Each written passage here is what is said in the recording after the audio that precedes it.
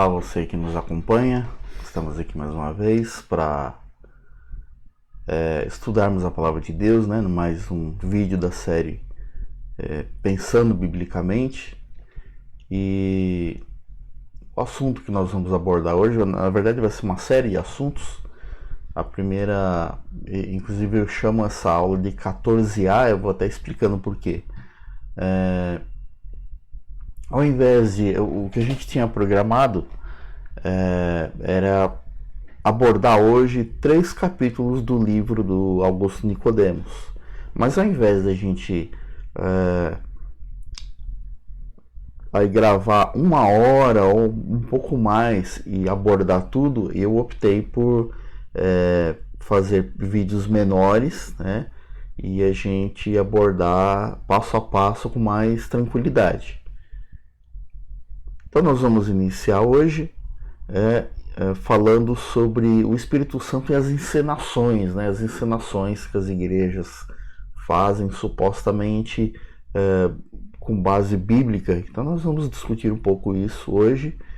E estão aí as perguntas, né, que a gente se propõe a responder, que serão respondidas até o final do vídeo. A primeira é Bênção de Toronto. Nós vamos ver o que é a Bênção de Toronto, né? E o que aconteceu lá em Toronto e como isso influenciou as igrejas, né? Inclusive as igrejas recentes, muito recentes. Encenações na Bíblia. Segundo as Escrituras, ocorreram encenações ordenadas por Deus. Então, a Bíblia tem relatos, né, de encenações que Deus ordenou que fossem feitas. E se ocorreram de fato, né, isso nos autoriza a fazer a mesma coisa? Então essas são as 2 perguntas que nos propomos aí a responder. Então antes de iniciarmos, como sempre fazemos, nós vamos fazer uma oração pedindo a iluminação de Deus. Senhor nosso Pai, nós agradecemos, Senhor, por mais esse dia, agradecemos pela proteção que o Senhor nos dá, principalmente nesses tempos, ó Pai, de pandemia, e rogamos que o Senhor esteja nos iluminando nesta manhã, para que possamos entender e aplicar a sua santa palavra às nossas vidas. E rogamos também que o Senhor esteja nos protegendo, continue nos protegendo nossos familiares nesses tempos tão complicados, ó Pai. Aqui nós rogamos agradecidos em nome de Jesus. Amém. Eu quero começar com um vídeo que vai mostrar, vai fazer com que você tenha a real noção do que nós estamos falando.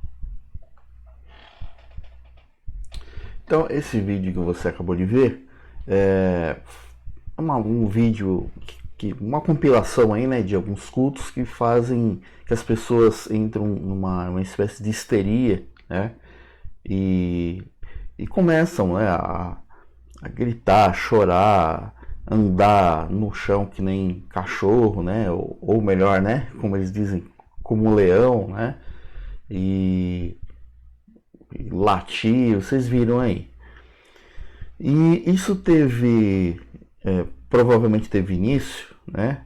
Isso está baseado no que aconteceu em Toronto em 1994, né? Na igreja Aeroporto em Toronto, Canadá, né? Então o que aconteceu ali? Uma vez pregou ali um pastor chinês, foi convidado um pastor chinês, líder das igrejas cantonesas de Vancouver. E aí ele começou a pregar e no meio da pregação ele começou a urrar que nem um leão, né? E ele começou ali a urrar e o pastor e a igreja ficou bastante surpresa com esse tipo de manifestação.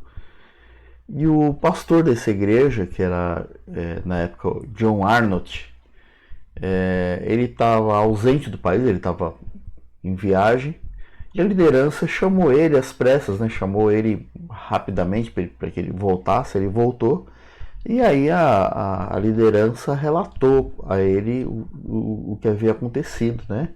E afirmou que tinha entendido aquele comportamento estranho, bizarro, como inspiração do Espírito Santo, como o próprio pastor chinês havia explicado. E aí, o que aconteceu? O pastor John Arnott chamou o pastor chinês de volta, né? Foi convidado de volta para que estivesse ali participando de uma entrevista juntamente com a igreja, diante da igreja, né? Na presença de toda a igreja. Ele voltou e ele fez de novo, né? Então aí, mais uma vez, ele começou ali a falar, ele se apoiou sobre as mãos e sobre os pés, ou seja, ficou de quatro no chão e começou a rugir que nem um leão, né? E aí começou a engatinhar de um lado para outro e começou a gritar, né? Deixa meu povo ir, deixa meu povo ir, né? E aí aconteceu o seguinte, e aí, passado esse êxtase, ele explicou à igreja toda que durante anos o seu povo fora iludido pelo dragão, mas agora o leão de Judá, que era o que ele estava encenando, né? Então ele estava andando de quatro encenando, falando em nome do leão de Judá, dizendo que o leão de Judá havia de libertá-los, né? E a igreja recebeu bem aquilo, né? Começou a gritar, aplaudir, né? Um sinal de aprovação. E o pastor John Arnott também ele se convenceu de que aquilo também realmente era uma manifestação do Espírito de Deus, né? E aí a adoção dessa linha, né? dessa interpretação, isso acabou fazendo com que a igreja ela se desligasse da sua denominação, né? Porque sua igreja era afiliada à Vineyard Fellowship, que discordou totalmente, né, desse comportamento dessa igreja local, né, sobre a procedência divina dessa manifestação. E aí o que aconteceu? O pastor John Arnott e a sua esposa, eles acabaram sendo desligados e mais para frente fundaram uma igreja que se chama hoje Catch the Fire, né? Que traduzindo significa pegue o fogo, né? Então essa moda aí, né, desse tipo de manifestação, vamos dizer assim, entrou na moda, né? A moda pegou e como vocês viram aí no vídeo, né, sons de animais passaram a ser parte daquilo que começou a ser conhecido como a bênção de Toronto. Então essas manifestações que você viu aí é uma continuação, né, uma imitação do que aconteceu lá em Toronto. E como nós vimos aí, né, pessoas rugindo como leão, cantando como galo, grasnando como águia, mugindo como boi, bradando gritos de guerra. Então tudo isso, segundo o entendimento deles, é manifestação do Espírito de Deus, e isso tem um propósito, né, de passar algum... Essa encenação, né, tem um propósito, né? Então, o homem que está aí, que você vê a foto dele é ao canto, é o pastor John Arnott, que hoje ele e sua esposa, né, são fundadores do ministério que eles chamam de Catch the Fire, pegue o fogo. E para que esses movimentos fazem isso, né? A pessoa anda que nem leão, né? Ruge, né? E canta que nem passarinho. Por que esse tipo de encenação, né? Qual o propósito disso, né? Por que eles fazem isso?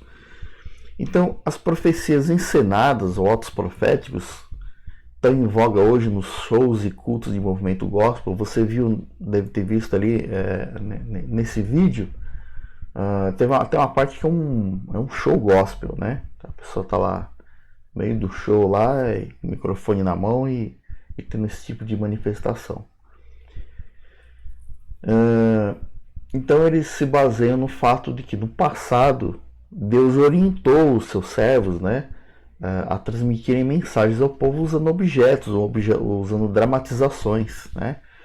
E será que usou mesmo? Será que isso é bíblico? Isso está mesmo na Bíblia, né? Isso realmente aconteceu, né?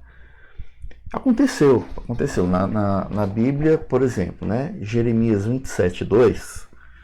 Se você ler eu recomendo que você leia todo o capítulo 27 de Jeremias, é muito interessante. Eu particularmente gosto muito dessa narrativa, que é quando Jeremias estava enfrentando falsos profetas, né? Então todo mundo falava que, só para a gente entender, o cativeiro babilônico, né? O momento em que Israel ia ser levado cativo para a terra da Babilônia, era iminente, ia acontecer. Aliás, já estava acontecendo, né? E aí como existe nos dias de hoje, tinham muitos profetas que falavam que o povo queria ouvir. Falavam que a gente vai, mas volta logo, né? E o profeta Jeremias ser levantado por Deus para dizer, na contramão de todo mundo do que todo mundo estava dizendo, dizer que, olha, nós vamos para o cativeiro e vai demorar, né? E então tinha a maioria dos profetas falando que o povo queria ouvir, e Jeremias sozinho ali, levantado por Deus para falar a verdade. Então Deus ordenou que Jeremias atasse canzis, né, cangalhos, né, no pescoço, né. Canzil, só para você entender, canzil é um pedaço de madeira que né, no caso é colocado em cima do pescoço, e Deus ordenou que Jeremias carregasse esse pedaço de madeira em cima do pescoço para simbolizar, para mostrar, né, para simbolizar o cativeiro do povo de Israel, né? Então lá em Jeremias 27, versículo 2, está escrito lá: no princípio do reinado de Zedequias, filho de Josias, rei de Judá, veio da parte do Senhor esta palavra a Jeremias: assim me disse o Senhor, faze correia e canzis e põe-nos ao pescoço. Então toda vez que Jeremias explicava que o cativeiro era iminente, né? Que aquilo era resultado da desobediência do povo de Israel, e carregava aquele canzinho em cima do pescoço para que as pessoas olhassem para ele e fixassem aquela mensagem, né? Então, Deus ordenou essa dramatização. Uma outra dramatização também ordenada por Deus ao mesmo profeta, né? Acontece alguns capítulos antes. Então, Deus ordenou ainda que comprasse um cinto de linho e o enterrasse às margens do Eufrates até que apodrecesse, também representando a futura deportação dos judeus para a Babilônia. Então, essa mensagem já vinha sendo pregada lá no capítulo 13.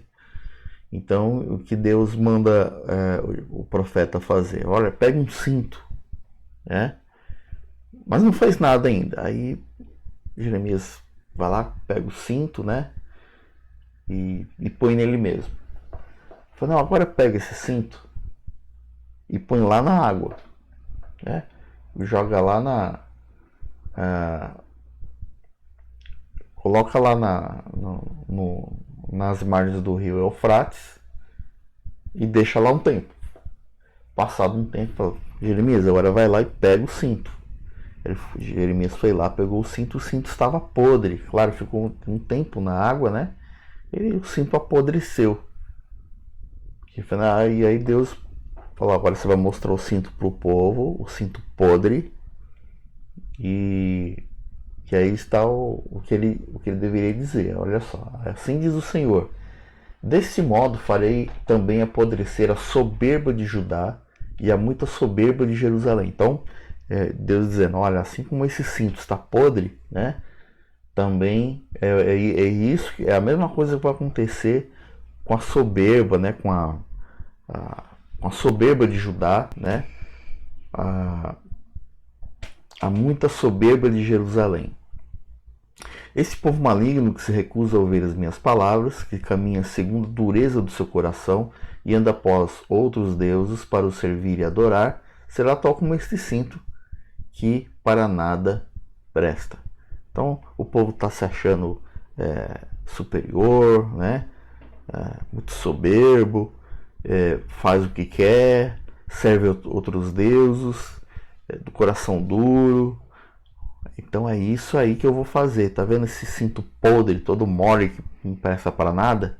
É isso que eu vou fazer com o meu povo que está aí desobediente. Então veja aí mais uma dramatização que Deus ordena. Uma outra ordem, né, que também é dada aí a Jeremias, lá no capítulo 19, então Deus também ordena que fosse adquirida uma botija de barro e que essa botija fosse quebrada na presença do povo para simbolizar também, né, a quebra aí do orgulho, né, de Israel. Então ele diz assim, ele dirás, assim diz o Senhor dos Exércitos, deste modo quebrarei eu este povo e esta cidade, como se quebra o vaso do oleiro, que não pode mais refazer-se, e os enterrarão em Tofete, porque não haverá outro lugar para os enterrar. Né? Então manda aí quebrar esse vaso para mostrar o que faria com Israel. Outra encenação, Deus ordena ao profeta Isaías, né? Manda que o profeta Isaías andasse nu e descalço por 3 anos, como representação do castigo divino contra o Egito e Etiópia. Imaginem, né? Andar nu e descalço por 3 anos. E para que isso, né? Então, olha só. Então disse o Senhor, assim como Isaías, meu servo, andou 3 anos despido e descalço, então Deus faz o uso dessa encenação, né? Aí de Isaías. Por sinal e prodígio contra o Egito e contra a Etiópia, assim o rei da Síria levará os presos do Egito e os exilados da Etiópia, tanto moços como velhos, despidos e descalços, e com as nádegas descobertas, para a vergonha do Egito. Então, mais uma vez aqui, Deus usando, né, uma encenação para mostrar como seria o castigo divino contra o Egito, dessa vez o Egito e a Etiópia. Então veja, eu citei aqui três passagens de Jeremias, uma de Isaías. O livro não não cita, mas tem outras encenações, outros exemplos. Eu vou citar aqui um que eu citei na aula passada, que é o do profeta Oséias, né? O profeta Oséias, Deus ordena que Oséias se case com uma prostituta, né? E para mostrar, né? Para mostrar que assim como Oséias, o amor, para mostrar assim que assim como aquele casamento de Oséias com uma prostituta e que deveria ser um relacionamento de amor, assim também era o relacionamento de Deus com o seu povo, que apesar de se comportar como uma prostituta e ser infiel a Deus, Deus continuava amando o seu povo. Então nós vemos aí essas encenações na Bíblia, né? Então vemos que realmente existiram, ocorreram, né? Para não citar só o caso do Antigo Testamento, nós também temos um único relato, uma encenação aí no Novo Testamento. Então Ágabo, que era um profeta, né? No Novo Testamento, Ágabo amarrou os próprios pés e as mãos para simbolizar a prisão iminente de Paulo, né? Então, Atos 21 diz assim: demorando-nos ali alguns dias, desceu da Judéia um profeta chamado Ágabo, e veio ter conosco, tomando o cinto de Paulo, ligando com ele os próprios pés e mãos, declarou: isto diz o Espírito Santo. Tu vê, em nome do Espírito Santo, ele profetiza isso. Assim os judeus em Jerusalém farão ao dono desse cinto e o entregarão nas mãos dos gentios. Então está falando aqui, né, da prisão iminente aqui que ocorreria com Paulo. Paulo é um apóstolo, né? Um apóstolo que escreveu a maior parte aí das cartas do Novo Testamento. Então, se é bíblico, então a gente pode fazer? Nós vemos que ocorreu, né? Existem relatos bíblicos disso. Então a gente pode fazer? Não. Esses atos foram manifestos por profetas de Deus, no caso de Isaías e Jeremias, né? Então eles foram levantados pelo Senhor para entregar uma mensagem específica, né, sobre o futuro da nação de Israel ou sobre, em alguns casos, sobre a vinda do Messias, né? E no caso de Ágabo, no Novo Testamento, é uma revelação sobre a vida do apóstolo Paulo, homem que o Senhor haveria de inspirar para escrever a maior parte do Novo Testamento. Então nós vemos aí essas manifestações bem específicas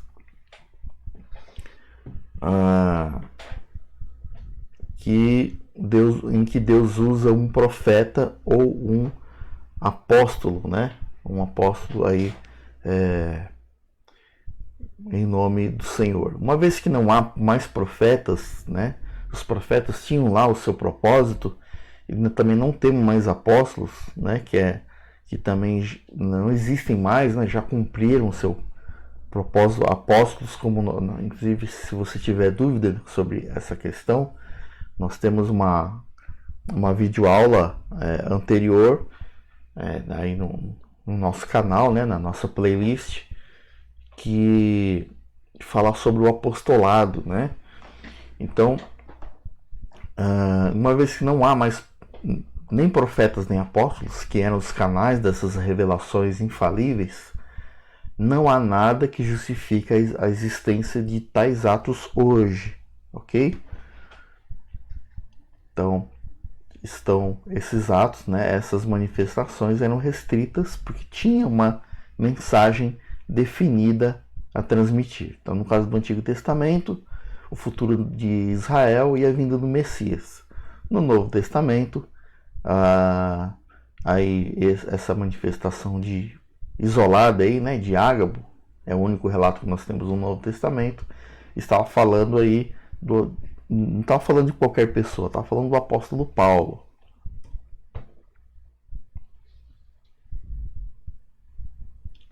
Então Deus não fala por nenhuma representação? Não, tem uma representação que Deus nos fornece hoje, sim. Então olha só, essa compreensão do autor de Hebreus que relega ao passado aqueles modos de Deus falar ao seu povo.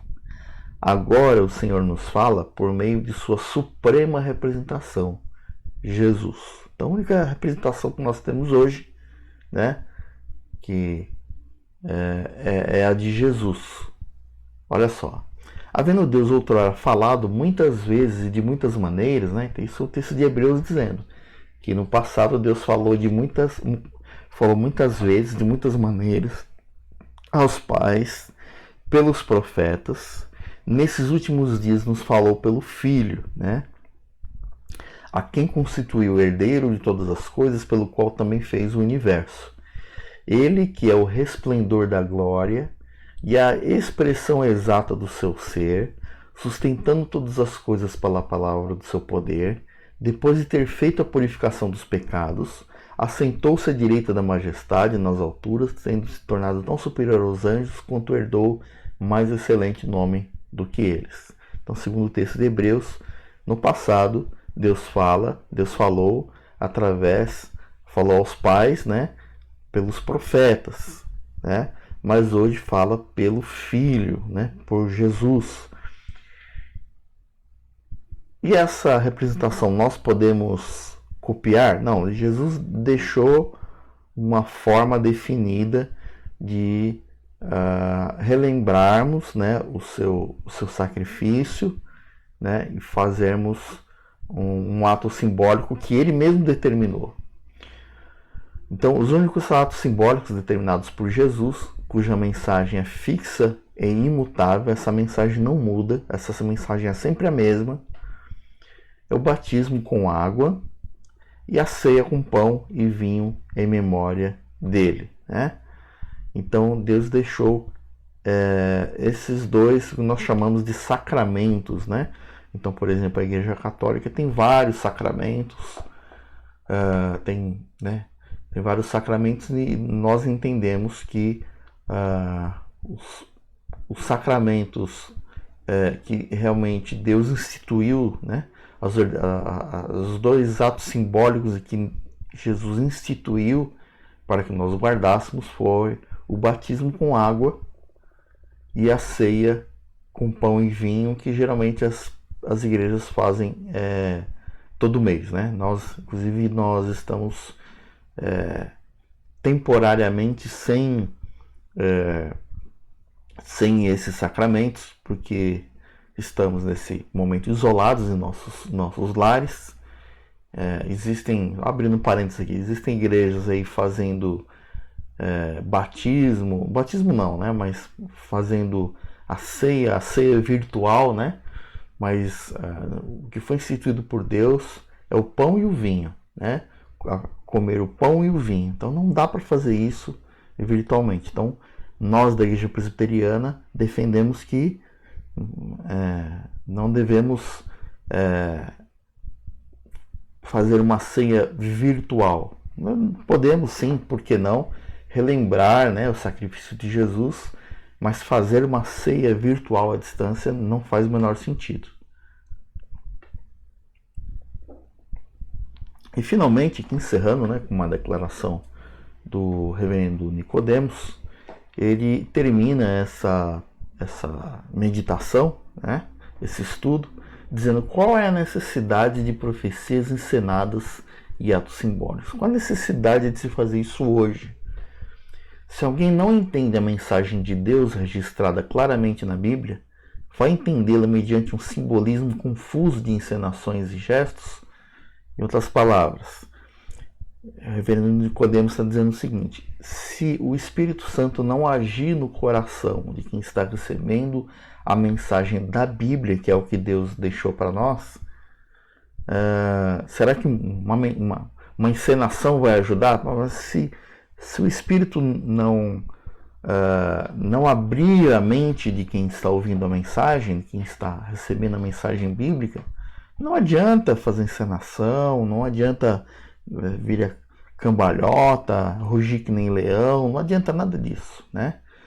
Então a Bíblia nos basta. Quer saber o que Deus quer para mim e para a sua vida? A Bíblia nos basta. Deus se comunica hoje conosco desta maneira, né? Nós rogamos a Deus que nos ilumine, nós lemos a palavra, se temos a orientação vinda dela, e isso nos basta, ok? Então, finalmente aqui, respondendo as perguntas, né, que nós propomos a responder.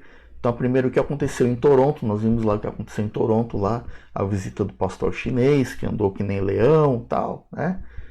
E a igreja lá, o pastor John Arnott, né, ele aprova esse tipo de manifestação e começa ali ele adota isso em sua igreja, o que ocasionou o desligamento da sua igreja, de sua denominação. E nós vimos que o que aconteceu em Toronto, que influenciou as supostas manifestações do Espírito Santo em outras igrejas. Então foi isso, né? Então, e aí outras igrejas começaram a copiar, começou a ter essas manifestações, né? Nós vimos aí shows gospel tendo esse tipo de manifestação e se baseando aí em supostas encenações que Deus estaria ordenando através do seu Espírito Santo.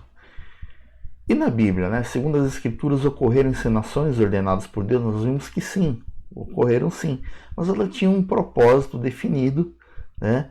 Não se justifica mais esse tipo de manifestação hoje, porque hoje nós temos a palavra. Então, respondendo a segunda pergunta, se sim, isso nos autoriza a imitá-las? Não, porque hoje nós temos a palavra de Deus. Nós vamos ver depois nas próximas aulas o que nós chamamos de revelação progressiva, né? Nós vamos ver na próxima aula também, vamos continuar esse assunto e vamos ver que Deus se manifestou na história, ensinou o povo, né, na história de maneira progressiva, né? Assim como uma criança, assim que ela nasce e quando ela está engatinhando, falando as primeiras palavras, a forma de eu ensiná-la é de um jeito. E depois que ela já está adulta, né, na sua maioridade, a forma de eu me expressar ao filho é totalmente diferente. Também o povo, né, a maneira com que Deus vai se manifestando e ensinando o povo também é progressiva. Então nós vamos ver isso mais para frente. Que Deus te abençoe. Espero que isso tenha trazido luz aí ao seu entendimento. Que Deus abençoe sua vida e aplique sua palavra para a honra e glória do nosso Senhor Jesus. Que Deus o abençoe e o proteja. Até a próxima.